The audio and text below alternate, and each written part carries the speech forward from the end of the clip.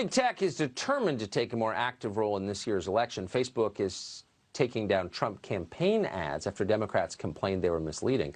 Meanwhile, on Twitter, a short video of Joe Biden retweeted by the president became the first Twitter video ever to be marked as, quote, manipulated media.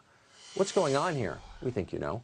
Harmeet Dillon is an attorney and advisor of the Trump campaign and someone who's deeply versed in the ways of big tech. She joins us tonight. Harmeet, thanks so much for coming on. So is what's happening here what seems to be happening here?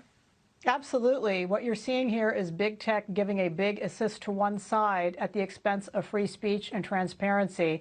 And to be clear, Tucker, they know that the president utilized this media to communicate with voters directly in 2016 and win, and they're not going to let it happen again as easily as it did before. And so meanwhile, Americans have become inured to this censorship, and the government's doing nothing about it. So we have a real problem on our hands.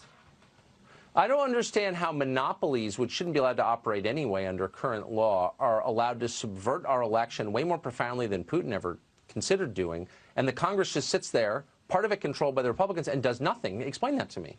Yeah, absolutely right. The problem here, Tucker, as you've covered on your show many times, is that politicians talk out of both sides of their mouths, and I mean politicians in both parties. They take cash from the big tech companies, Google, Twitter, and Facebook.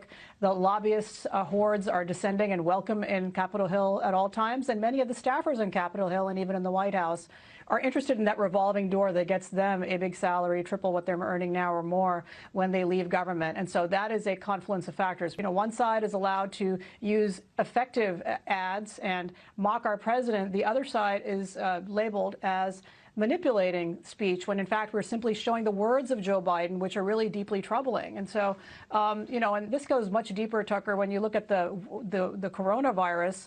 Zero Hedge was a website that was showing the truth about that and its origins in China. It's now been banned from Twitter. And so there are very sinister implications of allowing these companies to manipulate and show exactly and choose exactly what speech we can see as Americans.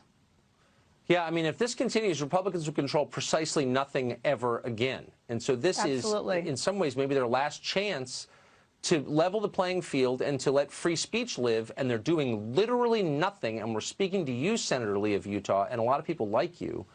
It's really distressing. Harmeet, you've done more than any lawyer I know of on this subject, so thank you very much.